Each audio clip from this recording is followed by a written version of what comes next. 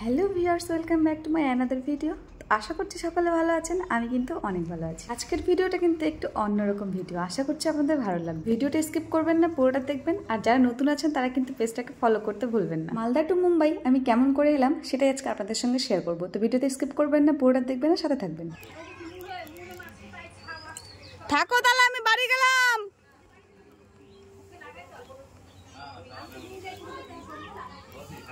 চ বিজন, গাড়ি ঘুরা বিজন, গাড়ি ঘুরা, শিগগিরি গাড়ি ঘুরা।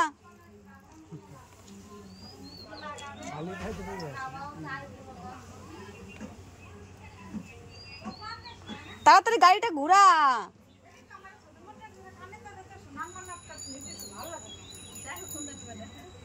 একটু নজ্জা নজ্জা পাচ্ছে।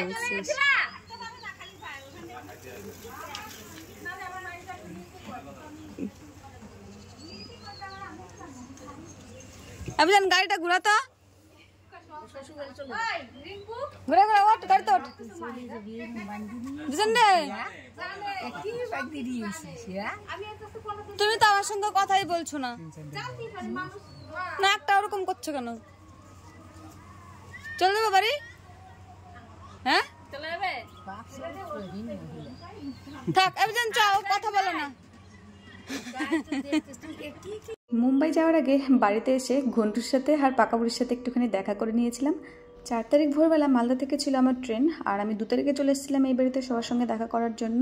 আমি আর জিচু বেরিয়ে পড়েছি মালদা যাওয়ার জন্য, কারণ 4 তারিখ ভোরবেলা আমাদের ট্রেন, অত ভোরে তো যাওয়া সম্ভব না। কিন্তু 3 তারিখ রাতেই আমরা চলে গিয়েছিলাম মালদা, আর মালদা থেকে আমরা থেকেছিলাম সুজয় ভাইদের বাড়িতে। তারপর ভোরবেলা উঠে খুব চটজলদি রেডি হয়ে আমরা বেরিয়ে পড়েছি, কারণ আমাদের ট্রেন আছে 4:30টায়। ভেবেছিলাম অত ভোরে হয়তো টোটো পাবো না, বাট রাস্তায় গিয়ে দেখছি টোটো অলরেডি দাঁড়িয়ে আছে। টোটো না পেলেও তেমন কোনো প্রবলেম হতো না, কারণ ভাইদের বাড়ি স্টেশন থেকে মাত্র 2 মিনিটের রাস্তা। যেহেতু 4:30টার ট্রেন, আমরা কিন্তু খুব ভোরে উঠেছিলাম, মানে ওই 3টে মতো, আর ঝটপট রেডি হয়ে 3:30 মতো বেরিয়েও পড়েছি। আর গিয়ে দেখছি আমাদের ট্রেন অলরেডি দাঁড়িয়ে আছে, তো আমরা ট্রেনে উঠে পড়েছি। লাগেজগুলো ট্রেনে রাখার পর মনে হলো এখনো তো ট্রেন ছাড়তে একটুখানি লেট আছে, তো চলো সবাই মিলে একটুখানি চা খেয়ে নিই। তারপর এদিক ওদিকে অনেক খোঁজার পরেও কোনো চায়ের দোকান খুঁজে পেলাম না, কারণ অত ভোরে তখনও কোনো দোকান খোলেনি। তারপর দোকান থেকে কয়েকটা বিস্কিটের প্যাকেট আর চিপস নিয়ে আমরা সুজয় ভাইকে টাটা করে দিয়ে উঠে গেলাম ট্রেনে। তো এটা ছিল আমাদের ট্রেনের সিট। তো যেহেতু এক্সপিরিয়েন্স ছিল, খুব বেশি প্রবলেম হয়নি, মানে গরমটা ফেস করতে হয়নি। আর আমি কিন্তু অনেক বছর পর ট্রেনে ট্রাভেল করছি। সিটে বসার সঙ্গে সঙ্গে দেখলাম সামনে রয়েছে একটা টি টেবিল, তো সেখানে আমার গ্লিসারিন দুটোকে রেখে দিলাম, তারপর রেখে দিয়েছিলাম আমার ব্যাগটাকেও। তারপর বেশ আরাম করে বসে নিয়েছিলাম। আর এর মধ্যে কিন্তু আমাদের ট্রেনটা ছেড়ে দিয়েছে, খুব ভোরেই ছেড়ে দিয়েছিল, দেখুন কেবল সকাল হচ্ছে। তো এইভাবে মজা নিতে নিতে দেখলাম চলে এসছে ফারাক্কা ব্যারেজ। জানেন তো, ছোটবেলা যখন ফারাক্কা ব্যারেজের উপর দিয়ে যেতাম তখন না গেটগুলোকে গুনতাম কতগুলো গেট আছে। তারপর নিয়ে নিয়েছিলাম 2টো মশলা চায়। তো চাগুলো বেশ টেস্টি ছিল, একটা মশলা দেওয়া ছিল আর হালকা একটু লেবুর ফ্লেভার আসছিল। তারপর নিয়ে নিয়েছিলাম ঝালমুড়িটাও বেশ টেস্টি ছিল। বাইরের ওয়েদারটা যেহেতু গরম, তো ট্রেনে ওঠার সঙ্গে সঙ্গে আমার ঠান্ডা না লাগলে একটু পরে ঠান্ডা লাগতে শুরু করে দিয়েছিল, তাই একটা চাদর নিয়ে নিয়েছিলাম। কথা বলতে বলতে কিন্তু আমরা হাওড়া পৌঁছে গেছি। আর ওরে বাপরে, হাওড়া পৌঁছে মনে হচ্ছে আগুনের গোলার মধ্যে ঢুকে গেছি। আর জানেন তো, কলকাতা পৌঁছানোর পর না কেমন একটু দেব ফিলিংস হচ্ছিল। মনে হচ্ছিল যদি একবার হুট করে দেবের দেখা পেয়ে যেতাম।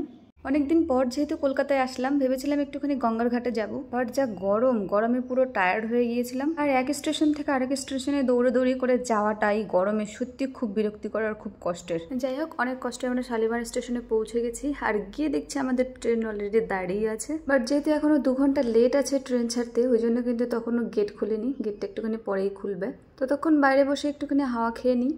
এই ব্লগটা অলরেডি অনেক বড় হয়ে গেছে, ওই জন্য পুরো ভিডিওটা আমি আপনাদের সঙ্গে শেয়ার করতে পারলাম না। নেক্সট পার্টটা কিন্তু আরো বেশি মজাদার, অনেক কিছু দেখার মতো আছে। ব্লগটা আমি পরের পার্টে দেবো। তো আশা করছি এই ব্লগটা আপনাদের ভালো লেগেছে। ভালো লাগলে একটা লাইক করে দেবেন আর কমেন্ট করতে ভুলবেন না। ভালো থাকবেন, টাটা।